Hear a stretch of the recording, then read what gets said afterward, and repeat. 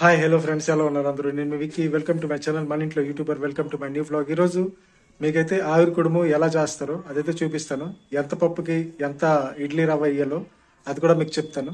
ఓకేనా? ఏ పప్పు మీరు యూజ్ చేస్తే శుభ్రంగా అంటే స్మూత్గా వస్తాయో అది కూడా మీకు చెప్తాను. ఓకేనా? మనమైతే కిరాణా షాప్ నుండి పప్పు ఇంకా ఇడ్లీ రవ్వ అయితే తెచ్చుకున్నాం. అదంతా కూడా మీకు క్వాంటిటీ చెప్తాను అనమాట. ఓకేనా? ఇంకా ఎంత టైం పడుతుందో, ఎలా చేయాలో, కుండ ఎలాంటిది మీరు సెలెక్ట్ చేసుకోవాలో, ఎన్ని కుడుముల తర్వాత వాటర్ చేంజ్ చేసుకోవాలో, మళ్ళీ వాటర్ వేసుకోవాలో అదంతా కూడా మీకు చెప్తాను. ఓకేనా? ఎవరైనా కొత్త వాళ్ళు అయితే ప్లీజ్ మన ఛానల్కి సబ్స్క్రైబ్ చేయండి, లైక్ చేయండి, షేర్ చేయండి ఫ్రెండ్స్. ఓకేనా? Thank you.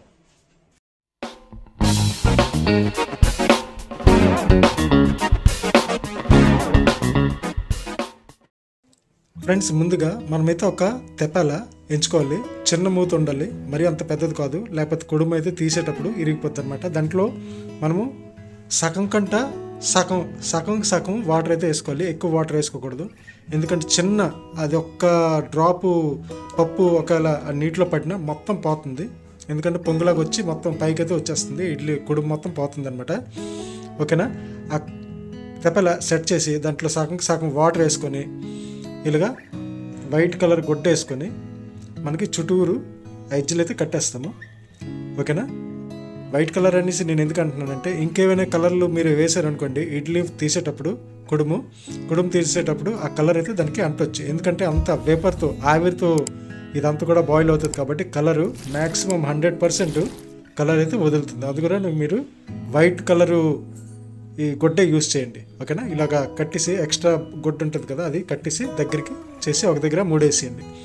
ఓకేనా ఫ్రెండ్స్? పప్పు విషయంలో వస్తే మినప్పప్పు ఒక గ్లాసు వేసుకుంటే అదే గ్లాస్తో 2 గ్లాసులు ఇడ్లీ రవ్వ వేసుకోవాలి. ఓకేనా? మేమైతే తొక్క మినప్పప్పు ఉంటుంది కదా అదైతే తెచ్చుకున్నాము. ఓకేనా ఫ్రెండ్స్? ఇదే లెక్క మీద మీరు చేయండి. ఇంకా ముద్దగా ఉండాలి, మరీ పలాసకు కాదు, మరీ థిక్ కాదు, ముద్దకు కాదు, మీడియంలో ఉండాలి. నేను ఇప్పుడు కలిపి చూపించాను కదా, అలా అయితే రావాలి. ఓకేనా? ఒక గ్లాస్ మినప్పప్పుకి 2 గ్లాసులు ఇడ్లీ రవ్వ. నైటు అంటే రోజు తెల్లారి ఒకళ్ళు చేయాలి అనుకుంటే కుడుములు నైట్కి శుభ్రంగా నానబెట్టి రుబ్బేసి అది కొంచెం ఉప్పు వేసి కలిపేసి అది అలాగా పెట్టాలన్నమాట రాత్రంతా. ఓకేనా? రాత్రంతట్లో ఇది మొత్తం కూడా పొంగుతుంది. అది మీరు చూసుకొని ఏ తెప్పల్లో పెట్టుకుంటారో ఆ తెప్పల్లో అయితే మీరు రాత్రంత కోసం పెట్టుకోండి. ఓకేనా? ఇప్పుడు మొత్తం కట్టేసాం కదా, ఇంకా దానిపైన కూడా మనం ఒక గుడ్డ కట్టాం కదా వైట్ కలర్, దానిపైన కూడా చిన్న గుడ్డ అయితే ఒకటి వేయాలి. ఎందుకంటే మనం కుడుము తీయడానికి ఆ గుడ్డ మనకి హెల్ప్ చేస్తుంది అనమాట. ఓకేనా ఫ్రెండ్స్? చూస్తున్నారు కదా. ఇప్పుడు దీంట్లో మేము చేసేది కొంచెం పెద్ద కుడుములు అనమాట, అంటే థిక్గా ఉంటుంది కుడుము.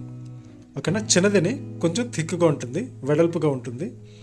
ఓకేనా? చూసారు కదా, ఇంత ముద్దలాగా అయితే చాలు ఆవిరి కుడుము కోసం. అలాగా మేమైతే 3 టైమ్స్ వేసుకుంటాము.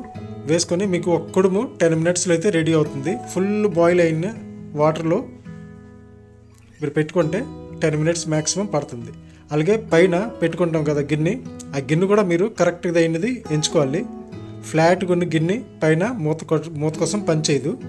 కొంచెం అంటే ఇలాగా లోపల గొల్లు ఉన్నట్ట, అంటే ఆవిరి అక్కడ కొంచెంసేపు స్టోర్ ఉండాలి.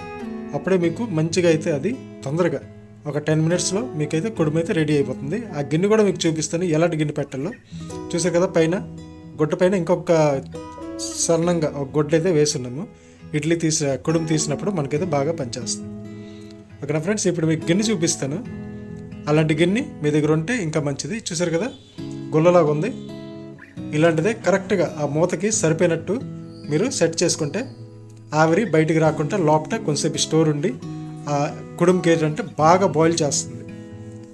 ఓకేనా? ఇక్కడ రుబ్బు చూసారు కదా, రుబ్బు ఈవినింగ్ మీరు రుబ్బుకొని నైట్ అంతా దానికి అంటే కావాల్సినంత ఉప్పు వేసి నైట్ అంతా కోసం దానికి అలాగ వదిలేయాలన్నమాట. ఒక గిన్నెలో ఒక తెప్పల్లో దేంట్లో మీరు పెట్టుకుంటే దాంట్లో అది పొంగుతుంది.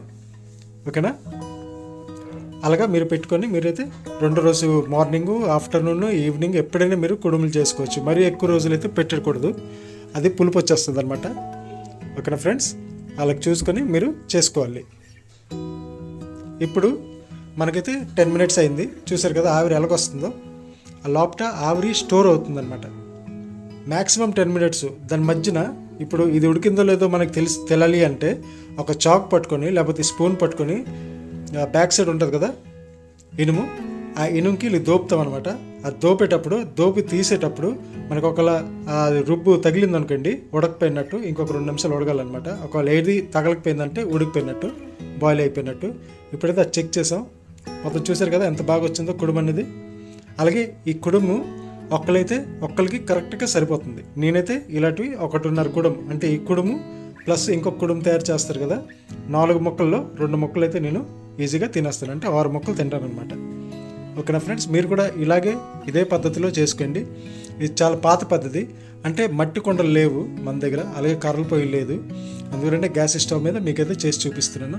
చూసారు కదా ఫ్రెండ్స్, అంత స్పాంజీగా అంత బాగుందో అది కూడా మీకు చూపిస్తాను. ఇప్పుడైతే మనకి రెండో కుడుము రెడీ అవుతుంది అనమాట. అది ఒక 10 మినిట్స్లో రెడీ అయిపోతుంది. కట్ చేసేటప్పుడు కూడా చూడండి ఎంత నీట్గా కట్ అవుతుందో. చూసారు కదా, అది పెడుతుంటే గరిటి దానికి రుబ్బు తగలడం లేదు. రుబ్బు తగిలినట్టయితే అది ఉడకపోయినట్టే. ఓకేనా ఫ్రెండ్స్, ఇలాగా శుభ్రంగా చూడండి, ఇలా ఉడకాలి. అలాగే నొక్కి చూస్తే స్పాంజ్ లాగా ఉంటుంది. చాలా మెత్తగైతే వచ్చింది ఫ్రెండ్స్. ఓకేనా, 1 గ్లాసు మినప్పప్పుకి 2 గ్లాసులు ఇడ్లీ రవ్వ. ఓకేనా, రెసిపీ నచ్చిందా చూడండి ఫ్రెండ్స్. ఈ వ్లాగ్ అయితే నేను ఇక్కడికే కంప్లీట్ చేస్తాను. నెక్స్ట్ వ్లాగ్లో మళ్ళీ కలుద్దాం. అప్పటివరకు టేక్ కేర్, బై బై. ఇంకా ఎవరైనా కొత్త వాళ్ళైతే ప్లీజ్ మన ఛానల్కి సబ్స్క్రైబ్ చేయండి, లైక్ చేయండి, షేర్ చేయండి. ఓకేనా, థ్యాంక్ యూ.